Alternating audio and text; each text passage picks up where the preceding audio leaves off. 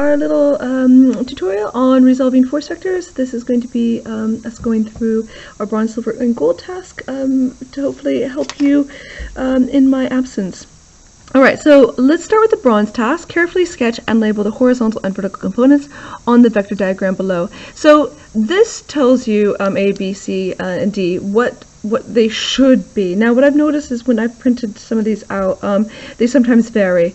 So I do want you to check that they are to scale, because if you do go on to the silver and gold tasks, they will want to make sure that you're checking the correct answer. So I'm just going to make sure before I do that this is the correct value, and you can see I'm measuring the length of the vector by setting that up with the tip, and then going down here to the bottom, and you can see that is indeed 1, 2, 3, 4. And a little bit, so that is 4.1. So it looks like this is going to be to scale, but if it's not, just measure it again and write in the correct answer. So this one looks like it is actually 1, 2, 3 and that one actually looks a little bit small. This one actually looks like 3.7. So I'm just going to say 3.7 here instead of 3.9. Let me check all of them now to make sure. Again, at the tip of that one, moving down to the bottom of here, that looks like 3.8. So these are a bit off. That is 3.8. And this one here is going to be, this stuff is in the way here. let's see, again, making sure that there's 3 point, that looks, again, it's a little bit in between 3.6 and 3.7, so let's say 3.7. 3.7. Let's measure this first one too, just again to make sure that was 4.1. Yeah, that is 4.1. Alright, so again, just doing a little check before, just to make sure that they are to scale. Alright, so let's sketch in the horizontal and vertical components. So this is showing a vector which is pulling this up, so there's something that is a force that is going upward and to the right. So it means that we have a horizontal component which must be pointing to the right, and there must be a vertical component which is pushing upward. So the way that we write that in, again, making sure that we're doing this as carefully as possible, because if we're going to do these to scale, we want to make sure that we are getting them nice and parallel and perpendicular. You may use a set square for this as well. What I'm doing is I'm using these lines along the bottom to make sure that those are perpendicular. Sorry, parallel to that and perpendicular to this line. So I'm going to put my ruler there to make sure that it is nice, and I'm accommodating for the pencil line as well. And I'm just going to trace in kind of a light line there. And what that allows me to do is I know the projection of the vector onto the horizontal axis is the same magnitude as the horizontal component. So I know the tip of the horizontal component is going to be right there. So if you can imagine kind of a light shining down on that, the shadow that it casts is going to be the same. It's going to be the horizontal component. So let us draw that in, and I'm going to again use my pencil there and accommodate for the thickness of my pencil. So that's going to be my horizontal component, and I'm just going to use an H here for horizontal. I'm going to turn this visualizer a little bit so that I can actually work a little bit at an angle. I'm going to do the exact same thing for my vertical component. Again, because I put that line in, I'm going to actually use this line over here, so using the same reference there. And I'm going to, again, put my pencil at the very tip here and move that up. Again, you can see, actually, this is a longer line, so I'm actually going to use that one instead. Because the larger the length, the lower the uncertainty. So again, nice light line there. There's again going to be the tip of my, again, we always must use arrows because vectors have magnitude and direction. And since we are doing force vectors here, these must have a arrowhead in order to show that they are vectors. So there's going to be my vertical component. So let's do this again for the other ones over here. So again, I'm going to line up with this line over here. Actually, I'll use my base there because I've noticed that this doesn't line up very nicely. Again, nice light line coming down. Where that intersects is going to be my horizontal component. And I'll draw that in. Oopsies, I'm a little bit too high there. There, that's better. That's my horizontal component. And again, I'm going to look at my top bit here, again trying to line my ruler up with that edge there. And there's my nice light line coming over, and that means that that intersects the tip of my vertical component. There's my vertical component there. So let's do this again. So again, this is a little bit trickier because it's changing the orientation. It's now being pulled to the right. Sorry, Tamlin, can you please turn that light on? Tamlin, can you please turn the light on? Okay, I can see a little bit. I notice you guys can't, so you're gonna have the big reveal when it comes over here. You can tell I'm in the lab here because my internet has been destroyed. And I'm going to now connect this up. That's going to be my vertical, and this is going to be again, you can see it's kind of, I'm struggling here to get the line straight on. So what I'm going to do is I'm going to line up my ruler down here to make sure that I have a nice line, and again making sure that I'm accommodating for the thickness of my pencil as well. So there's going to be the tip of my horizontal. Again, looks like I might not have done that perfectly. It's kind of hard to do when I'm here trying to do the camera as well with the camera in my face. So hopefully you guys will have a little bit easier time. There's my horizontal. And last but not least, let's use that line here again to reference. Again, I'm going to use a longer line to reduce the uncertainty there. So that's going to be the tip of my horizontal component. Again, I must draw it in. I can't just have an arrow with no body. So let me draw in my line there. So there's my horizontal vector. And again, I'm going to, I might have to use this. I'm going to actually go all the way back over here, and I'm going to use that line there. Or actually you can use the way these kind of intersect there, or maybe a combination of both, to make sure that you're trying to get that line as parallel as possible. Oopsies, I've just nudged it. So again, that line's going to come across. Again, I'm just doing a light line there, like in the parallelogram of forces, because that's not the vector that I care about. The vector that I care about is this one, the vertical component. I'm going to draw a line there, and there's my vertical. So that one was the trickiest one, wasn't it? Alright, so I've done my bronze task now. I would really like you guys to try to go on to the silver, because the silver is going to get a little bit more interesting. So by the scale drawing, determine the magnitude of the horizontal and vertical components. So they've told us that 1 centimeter is equal to 1 Newton, and this is kind of why I want to make sure that you check those numbers are correct there. So let's go through and try to just measure it. So if I measure this first one, I'm just going to have to use my ruler. That's 1, 2, and a half. So again, that's going to be 2.5. Again, we must make sure we have our units. It's going to be newtons. I'm going to do the same thing for the vertical. Again, I'm going to turn this to the side, so hopefully you'll see it only briefly to the side there, but you can still see my ruler. And that gives me, again, lining up with the very, now again, I'm using that line here to make sure I know exactly where that reference point is, and then this line down here to make sure where that is. That gives me 3.1. So that's 3.1 newtons. Again, this one here is 4.1 newtons. And I'm going to do the same thing. Let's measure each one of these. So again, I'm getting over the top, so again I can avoid parallax error due to my eye not being at eye level there. So that's 1.5 newtons. Again, making sure I always put in the units because I'm looking at force here, and force is measured in newtons, and that's 3.4. That is 3.4 newtons. Let me put this over here. 3.4 newtons. And that's going to be 3.7. That's why I had to erase that, because I didn't want my vectors to get all messed up there. Alright, and let's measure this one as well. 1.567. So that's 1.7 newtons. And my vertical is going to be, again, a nice line there to line up with. Again, making sure that it's nice and parallel.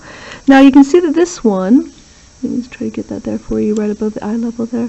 This one is just between, it looks like 3.4 and 3.5. If you wanted to say 3.4 or 3.5, I'm perfectly happy.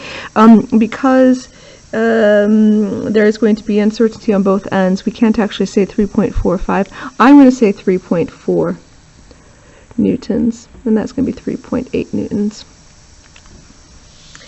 And again, if you measure that at 3.5, I am perfectly happy with that as well. And then 1, 2, 3.1. And then this vertical one, coming back around here.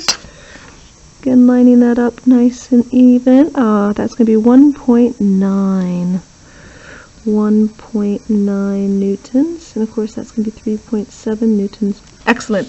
So we've done that first part here, where we have measured the horizontal and vertical components. And now we need to use a protractor to determine the angle. Why is this not focusing? It's taking a very long time to focus. Okay, so I'm going to use my protractor. Okay, so here's my protractor, and I'm going to, and it says here from the horizontal component. So I'm going to come up with my protractor, and again, this is a really important point here. You can see that the vector does not intersect nicely with this. So what I'm going to do is I'm actually going to draw a little continuation, very light line continuation, because that allows me to actually see, turn it the right way around, to see where that vector lines up. So again, I'm going to start with 0 on the horizontal because I wanted to know about the distance from the horizontal component. And I'm going to then look at, there's my 0 point there, and that looks like right at 51. You can see it's a little bit past there, 51.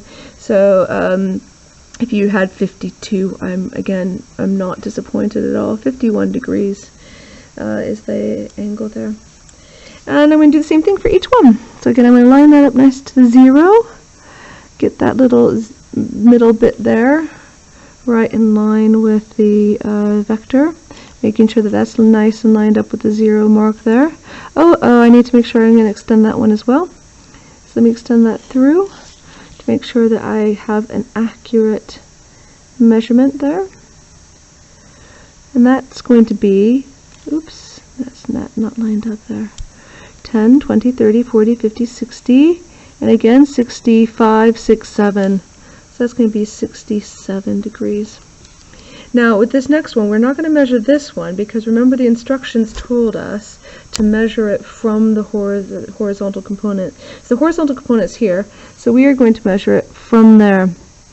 So let's extend that line a little bit. This is going to get really jumbly, isn't it? And I'm going to line up my 0, so now I'm going to be working this way instead.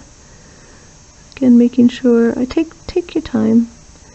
10, 20, 30, 40, 50, 64. So that angle there is 64 degrees from the horizontal. And last but not least, I'm going to look at this one as well. And that one is going to be, let me extend it because it's not going far enough.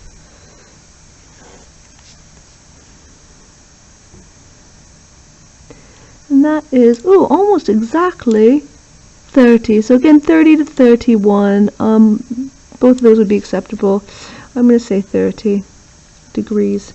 There's always going to be a plus or minus 1 degree. So you can, that's no problem for you to be off by 1 degree. All right, so that's our silver task done. Now let's look at our gold task. So use the protractor to determine the angle the vector is from its horizontal component. Use SOHCAHTOA to determine the horizontal and vertical components. And since we've already done the first bit there, sorry. And then check these are correct using the Pythagorean theorem. So I'll do the first one here. Again, I will put all of the solutions in I'll give you the solution so you can check it, but this will show you how to do this first one here. All right, so let's look at the first one. one. So first one, we have a horizontal component of 2.5, we have 4.1, and we have 51 here. So it says use SOHCAHTOA to determine the horizontal and vertical components. So actually, with gold task here, it's not yet asked you what these are. So again, you wouldn't necessarily have those measurements already. You would just have the degrees here. So let's look at how we would check that. So if I know that I have my 41, so if that's going to be 4.1 is going to be my hypotenuse. I'll just call it hypo. And then I know that my theta, my angle, is 51. And if I want to find out my horizontal component, then that's going to be my adjacent. So again, I have a triangle here. And again, I'm going to just do a quick little sketch here. And if I want to know that component there, this is going to be my horizontal component. That's going to be my vertical component, right? Because that's going to be the same length here being brought over. And that's going to be my angle there. And that's going to be my hypotenuse. So let's look at each one of these. So there's my horizontal and my vertical component. So my cosine. So cosine of theta is adjacent divided by hypotenuse. So that's going to be cosine of 51 in this case is equal to my adjacent, which is my horizontal component, divided by my hypotenuse. So that means that my horizontal component, if I rearrange the equation, is going to equal to the hypotenuse, which is 4.1. Oh, sorry guys. Let me plug this in first. Should show actually how I've rearranged it. So again, I'm rearranging this, bringing up my hypotenuse times by cosine 51. So that's the equation I'm going to use. So, and that's going to equal to my hypotenuse is 4.1 times by cosine of 51. So that equals, let me get my calculator here, 4.1 times by the cosine of 51 equals 2.5. Oh, this is really exciting, guys, because I actually measured it previously when I was doing the bronze task as 2.5. So let's find out that using sine, SOHCAHTOA, what the vertical component is. So if I know the sine of theta is equal to the opposite divided by the hypotenuse. So that's where, SO comes from, the sine opposite hypotenuse. So that means that I can find out what the opposite is. That's going to be my vertical component divided by my hypotenuse. So I can solve for the vertical now. So the my vertical is going to equal to my hypotenuse times by sine of theta. So again, the theta is still the 51. So that is going to equal to my hypotenuse, which is 4.1 times by sine of 51. So that equals, let me plug that into my calculator again. So 4.1 times by sine of 51 is equal to 3.18, so 3.2. So I had previously measured it as 3.1, but remember I said there is a plus or minus 1.1, so we don't have to sweat that too much. So I'm again really happy with that as well. Now the last little bit of this one is to check that these are correct using the Pythagorean theorem. So you can see how close we are. A squared plus b squared equals c squared. So does 3.2 plus 3.2 squared plus, Tammy, can you please turn on that, plus 2.5 squared, does that equal 4.1 squared? So let's find out what 2.5 squared plus 3.2 squared, does that equal 4.1 squared? So let's find out. So I'm going to plug that into my calculator here. So 2.5 squared plus 3.2 squared is, again, that uncertainty there is going to actually be compounded, but that equals 16.49, and 4.1 squared equals 16.8. So that's about equal. So that's what that little squiggly line means, about equal. So again, I'm happy with that, and it gives you good practice using SOHCAHTOA. So please do that for the next 3 as well. And then I want you to move on to the train being pulled along a track with a force of 20 newtons. So frictional force and reaction force from the side of the track and the train. Scale diagram of the train is viewed from above. By resolving the forces, find the resultant force acting. Now, the first time I did this problem, I actually did it incorrectly, and that's why I brought in this. Each square is 4 newtons, because the vectors are not being originated at the center of mass. So again, I would usually think about, oh, the center of mass is right there, but they didn't do that. So I made a mistake. So let's make sure that we don't do that again. And so we know that if each one of these squares is 4 newtons, that means that, again, this is right there at the top. That means that this here is going to be my horizontal component. So that means I'm going to draw that in. I'm going to use my ruler to draw that in. Make sure it's really nice and tidy. And I'm going to put my arrowhead on it because it's a vector, and vectors have magnitude and direction. And then I know I'm also going to have, oh, but they don't even care. They just say, by resolving, find the act on the train in the direction of its motion. So again, we only actually need to figure out this one. So the horizontal component is going to be 1, 2, 3, 4 squares. Each one of them is 4 newtons. 4 times 4 is going to be 16 newtons there. So if I have 16 newtons in this direction and 8 newtons in that direction, then the resultant is going to be 16 minus 8, which is equal to 8 newtons in the direction that is being pulled. Alright, so again, a little check here. 1, 2, 3. 3 times 4 is 12. So there is no resultant force in the vertical direction. So that means that it is only accelerating in the direction of its motion. I'm going to stop here. I am going to supply solutions for the extension task. If you have time to do the extension and you want a little bit more of a challenge, please do it. The extension task should be kind of fun. I will upload my work solutions for that though. Alright guys, have a lovely, lovely day.